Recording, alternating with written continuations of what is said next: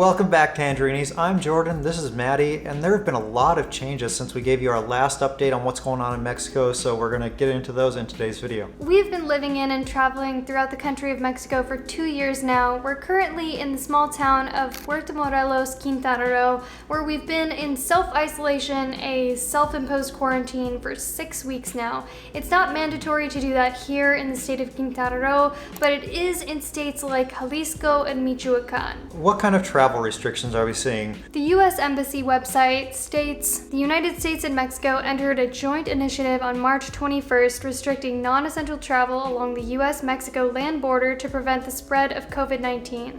On April 20th, the initiative was extended for another 30 days. Non-essential travel includes travel that is considered tourism or recreational in nature. Mexico has implemented temperature screening measures at some of its airports and land border ports of entry. Passengers with abnormal temperatures and travel to high-risk areas might be subject to additional health screening. It seems to be getting more severe too between states in Mexico as well, and then also at the city and town level, people are having to prove that they live in certain places, like with an electricity bill or something, in order to enter. I've seen this happening within the state that we're living in, Quintana Roo. You have to prove that you live in Tulum or Acamal to be able to enter into those places, and even like Isla Holbox, you have to be able to prove that you live there in order to get back there. Tourism is completely shut off. Also on the topic of travel restrictions, we have read and heard about health screenings taking place at various places like the US-Mexico border and at airports. And also I saw this happening at immigration in Cancun, where they're taking temperatures using very like high-tech gadgets, basically, where it's heat mapping, or is that what it's called? Thermal imaging, I think is okay. What Thermal image scanning people to find out what their temperature is, since that's an indicator of having coronavirus. That's something I've also never before seen happening, and even the gadget itself, I'd never seen that, where she holds it up to the person, you could see the heat map of their face and then it reads the temperature. Wild. That was at Cancun Immigration. I think it's Disneyland that's called the happiest place on earth. Cancun Immigration is the opposite of that. Yeah, the least happy place on earth. But that's a video for another day. Hell on earth. Not gonna get into it anymore. So here's something I've never seen in my lifetime, the requirement of wearing masks in public. I think Quintana Roo has been slow to react or slow to implement things in many ways, but now we're experiencing a mandatory usage of masks in public. I think this is becoming the case in the majority of Mexican states across the country, and it's kind of happening on an individual state-by-state basis. Here in our town, doesn't really seem like it's being enforced, at least not on the side of town where most people live, because going out, we see tons of people without masks still.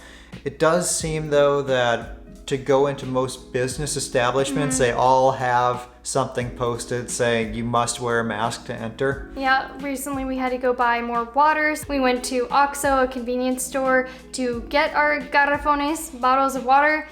It had a sign there. However, there were still people coming in that didn't have masks, so even with signs and measures like that, maybe it's just lack of manpower. They don't have enough people to enforce those type of things, but it's not like so strictly enforced. Whereas in other places, we've heard that you can get, in other cities and states across Mexico, that you can be fined or even put in jail if you're not wearing a mask in public. Here, we haven't really seen police be that forceful in making people do that, because At least not on our side of town, but our friend Trisha, who lives on the beach side, which is where most of the tourism happens here, where most of the tourists stay when they come here, she went out of her house for the first time in I think it was 3 weeks. She didn't have a mask and was almost immediately stopped by the police asking her if she was on her way to buy a mask. And then she did. She went and bought one from a place where some people are making them. That's something I'm really proud of this community is there's people who are sewing these masks and creating them to distribute among the community. So she went to one of those places and then was quickly told, okay, now go home right after that. So maybe it's more strict on the beach side than where we are in the Colonia side. But we have gone out on our once a day, like what I call a jailbreak, where we take our dog for a WALK. She's sitting here so we can't say the actual word. We're taking the back roads where we're around nobody at all, so we're not wearing anything because it seems completely unnecessary if we're not coming in contact with anyone. But according to these laws, we should be, and so we're gonna be finding something light to wear on those times. But on the topic of people making masks, that's something that I love about Mexico, the entrepreneurial spirit that just permeates throughout the society, because so many people have lost their jobs. One of our friends whose family owns a restaurant in a big city here in Mexico, their restaurant closed, so they started making masks instead, and face shields and masks. And that's something we've seen a lot of. Yeah, I mean, just basically communities coming together and trying to support each other. The next thing is businesses. In the last video we made, we told you that a lot of businesses were still open, and we were surprised how many were still open. Well, a few days after we made that video, there was a directive from the state governor saying all non-essential businesses must close down. So just overnight, we saw a whole bunch of businesses closing, and the ones who did decide to stay open, I know a few construction projects decided to continue building while they were forcibly shut down by the government. Of the ones that have stayed open that are essential, we've also seen major changes taking place. We talked about, for instance, how a local grocery store called Chedraui had implemented changes like you having to step on what seemed like a disinfectant-soaked welcome mat and use hand sanitizer before coming in. Of course, masks are, at the time of making our previous video, I think they were strongly suggested, but now they're required. And there have been major changes for other essential businesses that have to stay open. We experienced this when we went to Costco for groceries this past week, where they have 2 lines of carts basically funneling people in. Also, in the last video, I mentioned there's plexiglass at Costco between the cashier and the customer. Now, in this past time that we went, there was so much more plexiglass. Before, it was just in between the cashier's station where the register is and the other side. Now it's like a giant wall of plexiglass. Now it's like you're at a hockey rink watching a hockey game. Totally. Except instead they're ringing up your groceries. And everywhere too. We had to make a return as well, and there were giant pieces of plexiglass with only a tiny hole cut out where they could slip the receipt to you and you could sign it. Plexiglass everywhere. And then when leaving the store, they had booths set up. Oh yeah. In some stores we heard, like in Mérida, that only a few people were allowed in the store, like Home Depot, at one time. People were escorted by an employee while going around the store in order to help them get what they needed faster and get out of the store as fast as possible. Even though we're not sure if the 1 person per family is mandated here in Quintana Roo. So, as it turns out, the very same day we recorded this video, the mayor announced that more extreme measures were going into place in Puerto Morelos. She says it is strictly prohibited for more than 1 person to enter supermarkets per family, and for children, pregnant women, and older adults to enter. We've heard reports that in some stores it's if you're 50 and above, other stores it's if you're 60 years and older. And as just another example of the love and community spirit we have here in Puerto Morelos, Yvette from Lola y Moyas stepped up and even offered to do grocery shopping for people who are 60 and older who are no longer able to do that for themselves. We asked the question on Facebook what the situation is like in other parts of Mexico, and for instance, Gabby said in Guadalajara only 1 person from your family can go into the supermarket, and then there's even restrictions on age. We also heard from Ume, sorry if I didn't pronounce that right. In Toluca, only 1 person is permitted to enter the grocery stores. So it seems like across Mexico, these restrictions are happening where they're highly limiting the number of people that can be out, even for essential things like grocery shopping. If you're watching our updates, you might notice that why do you only ever mention the grocery store and Costco? Because those are the only places we're going. We have a very limited view of this, aside from what we hear, because we don't go anywhere except for the essentials. So we aren't seeing a lot of stuff with. And we're not going exploring, basically. Yeah. We're doing what we can to stay updated on the news and reporting on the limited experiences that we do have. And I mean, I'm glad that we have these limited experiences because it means we aren't exposing other people and other people aren't exposing us. Therefore, we're hopefully not spreading it and other people aren't spreading it to us, you know. On the topic of businesses closing, I just saw the most heartbreaking headline talking about how in Los Cabos, there was a vendor who was photographed trying to sell their hats for food. In the interview, it said the person just needed food to feed their family because tourism had dried up. I think many people, and myself included, lose sight of what this really means to the average person, especially the average person in Mexico who, if the tourism went away and travelers went away and like their business was considered non-essential, they just wouldn't be able to feed their families anymore. Yeah, I mentioned in our last video update that we made that when people lose the ability to work and feed their family, that's when good people do bad things.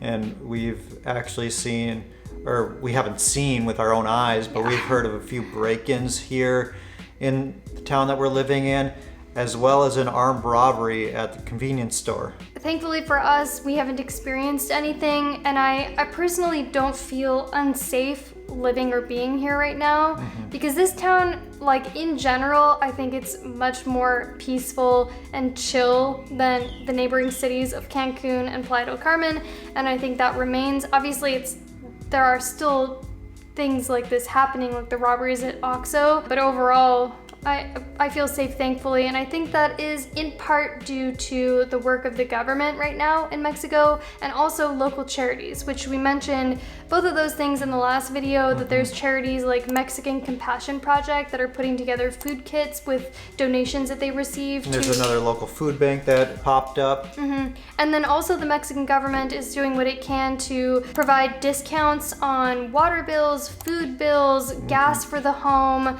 and also distributing food kits as well. And we were just talking with Adam and Gabby of Local Nomads. We did an interview with them for a video on their channel, but we were talking about how it's kind of crazy that this is happening on such like a local individual level, because you totally would never see that in the US. The government's not gonna be handing out food to your doorstep, whereas here that's happening. And I think that speaks a lot to Mexican culture as well, in the fact that it is more personal and community-based, which is cool to see in hard times like this. Quick sidebar, this video is not over yet, but we hope you will subscribe to our channel to see more videos that we put out about our life in Mexico, and usually we're traveling around the country in times not like these. And before we get back to the video, we just wanted to clear up one quick thing, because there's been a lot of confusion about subscribing to our channel versus joining our channel. Channel memberships is a feature that YouTube has slowly been rolling out for a couple of years now. We're finally eligible for that on our channel, so subscribing is still free, and that's basically letting YouTube know that you like our videos and that you want to see more of them. But joining gives you access to some extra perks, like for example, on our live videos, your name shows up in green and you get a little badge next to your name showing you how long you've been a member and showing everyone how long you've been a member. If you don't want to be a channel member, that's totally okay. You can still watch the about 270 videos or so that we've made on our channel completely free. You can watch the live streams for free while they're happening, and then for the first day as well. But that's basically what we wanted to clear up. It doesn't cost anything to subscribe to our channel. It will never cost anything to view our videos, all 270 or so that we've made. So that's really the only change, is that the live streams that we would have deleted are now available to channel members after that first 24-hour period. In our last update, we talked about panic buying, or the lack thereof, and that remains the same. There still isn't any. There have been some restrictions put in place on certain things, like we heard in Mazatlan, it's completely dry. In Yucatan, it's completely dry, meaning you can't buy any alcohol. Also in Mazatlan, someone said that candy sales are restricted, which I found to be super interesting. I was thinking maybe that's because candy production is considered non-essential, but after a couple other comments, it seems like it might be more to discourage people from having birthday parties and buying candy for birthdays, but we haven't experienced things like that here in the state of Quintana Roo. It hasn't gone dry at least, and I don't think the sale of anything has been restricted or banned, except in the case that it is a non-essential business. However, alcohol has stopped being sold after 5 p.m. Also, restaurants that are still allowed to stay open have to be closed by 6 p.m., so there's like a curfew for restaurants. If you're coming from the US or watching this from the US, you might be thinking, oh, so you can still go have dinner. But Mexicans eat dinner later. It's more like a 8 or 9 p.m. thing here. So if by closing at 6, it's basically like saying they can't get dinner. And, you know, I think it's a little bit of a punishment too, because I get what they're trying to do. When the sun goes down, many Mexicans come out. People come out because it's not so hot and awful. And especially in this region, I mean, when the sun is out and it's humid and it's in the middle of summer, we're coming into summer, it's not very fun to be outside, and really you're gonna be burned to a crisp. So people try to wait until after the sun goes down to go out, which is when they're cutting it off. I get what the purpose is, but it is a little bit of a punishment, because that's like when some people would be going out to do errands and things, like necessary things, not necessarily gathering in public. But you know, like I said, I get it, but I don't get it. We have heard though, even though there isn't a curfew for us here in Puerto Morelos, that within Quintana Roo there are curfews, like at Isla Holbox. I believe it's from 10 p.m. to 6 a.m. I think this is interesting though. They're restricting businesses' hours and the hours that people can move.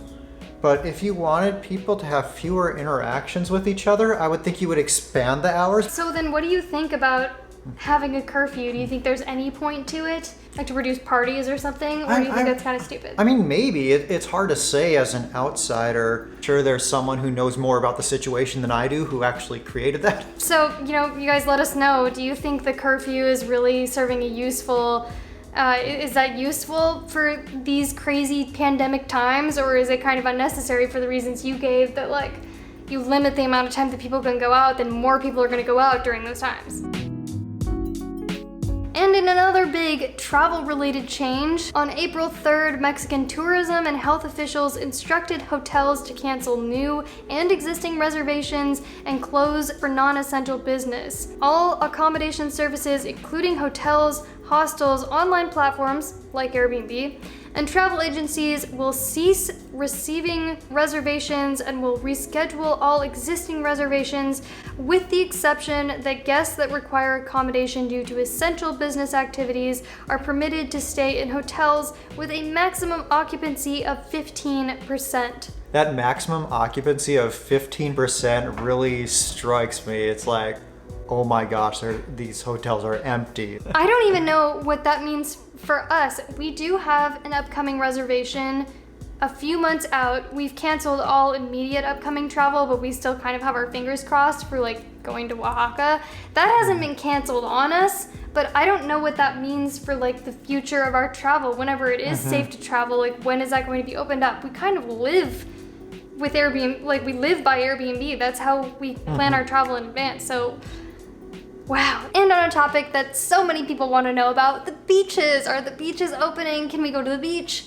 No, we have not been going to the beach. We could see the ocean through here and not a single person. In fact, I can see tape that's actually blocking off this entrance. They are basically closed across the entire country, and that is being enforced by police and military. I even just saw an article where in Cancun, it is being enforced by police drones, where they're carrying around signs that say, "Quédate en casa," which means stay at home. I don't know why I find this absolutely hilarious. There's drones flying around that are telling people to stay home. There was actually a guy laughing in the background of one of these police drones. As you can see, some type of officials ushering them off the beach with this drone out in front of them. I mean, is that as funny as I think it is? Because it's like, what world are we living in today that drones are ushering us off the beach? I mean, it sounds futuristic. I think it's interesting that it's happening in Mexico. And then also on the topic of drones, we learned that in Yucatan, our neighbor state, that there are actually drones flying around spraying disinfectant in Mérida, which also to me is very futuristic, and I don't know how I feel about that. There was also here disinfectant being sprayed near us, and we even got a notice saying that we can open our windows if we wanted to take advantage of the disinfectant coming into our house. And we could open our mouths if we wanted to take advantage of that. You said we could open our mouths. We did not open our windows because our mouths. Or our mouths. Is that not a weird concept? Like, open your doors and windows and you can take advantage of this mysterious disinfectant that we're spraying. Like, I don't know. It seems weird to me. But maybe I'll pass on that one. I'm gonna pass on that. Definitely on the opening the mouth thing. So these are the updates as of April 25th, 2020. Curious to know what you guys think of what's going on here in Mexico, and even how that differs from your city and state within Mexico, or your country, or where you're living across the world. Let us know in the comments. If you have some extra time on your hands and you want to see our story from the beginning, on the end screen here in just a moment we'll have our binge watch everything playlist where you can easily watch all of our videos in a row. Don't forget to subscribe if you haven't already, in case you want to see more videos that we create about Mexico and sometimes traveling to other places in the world like Las Vegas. But before you go, one more thing. Gong that bell so you will be the very first person to be notified the next time we put out a video. And hopefully we'll see you tomorrow on our live video.